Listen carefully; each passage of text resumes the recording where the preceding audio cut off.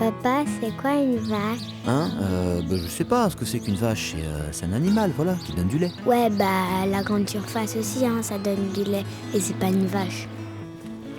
Bonjour. Bonjour. Bon alors, c'est quoi une vache? Laquelle? Comment ça, laquelle? Tu me demandes c'est quoi une vache, je te réponds laquelle? C'est quoi un être humain? C'est quoi un homme? C'est quoi une femme? Tiens, c'est quoi un enfant? Ça, je sais, c'est un truc terriblement compliqué qui pose des questions terriblement compliquées, voilà.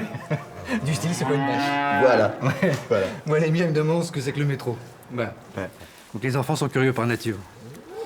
Bah tu vois, une vache, c'est la même chose. Voilà. Une vache, c'est comme ça reste un animal, mais elles sont chacune différentes. Son aspect, son patrimoine, sa race, son caractère. Voilà. Et donc à ta question, c'est quoi une vache? Bah, je te réponds, ça dépend de la vache. C'est quoi un enfant?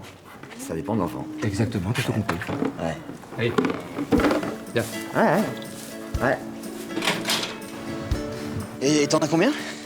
L'enfant? Non, des vaches. 53 laitières. Elles sont là-bas, juste à gauche, là. Ah, quand même. Ouais. Oh, tu sais, c'est juste à peine au-dessus de la moyenne nationale par troupeau, hein.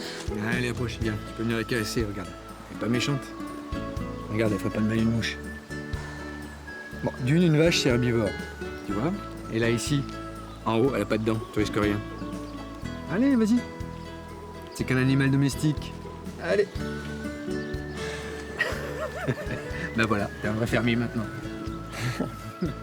C'est marrant, c'est... Je sais pas, c'est épais, rugueux, c'est sensible à la fois. Bah c'est comme la campagne. Ouais. Et tu vois la qualité de son poil, on peut même savoir si une vache est malade ou pas. Ouais. Comme à sa façon de se déplacer, de s'alimenter, de se coucher, de se lever. Ouais. Le contour des yeux aussi, si elle s'alimente.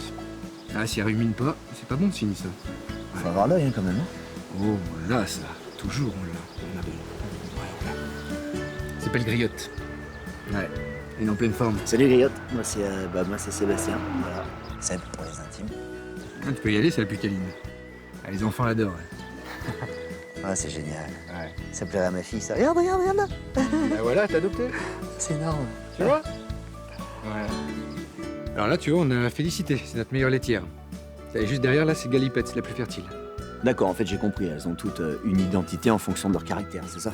Non, pas du tout, non. C'est le fruit du hasard. Ou l'instinct, je sais pas. L'un des deux. En tout cas, la première lettre doit correspondre obligatoirement à l'année de naissance. Ça permet de les situer plus facilement sur le registre. Tu vois, c'est comme les boucles d'oreilles, là. Ça, c'est pour la traçabilité. D'accord.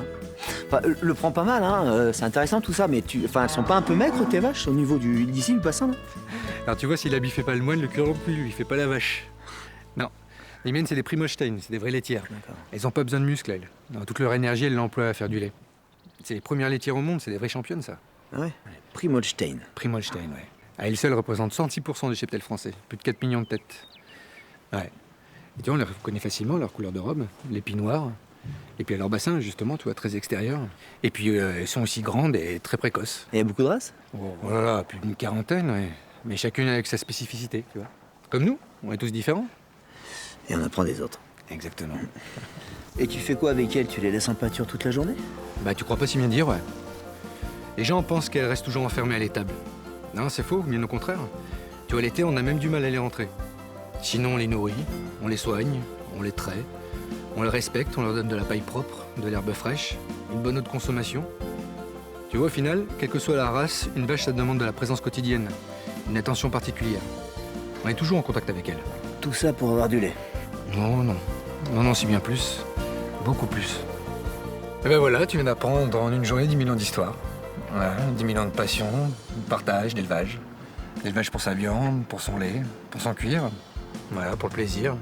Aussi, pour le travail. Ouais. Sinon, ça pèse dans les 700 kilos, c'est un ruminant et ça meuble. Attends, il se passe quoi là? Bah là, c'est l'heure de la traite. Et elle rentre comme ça? Ouais. Toute seule, d'elle-même? Bah ouais. C'est génial. Bon.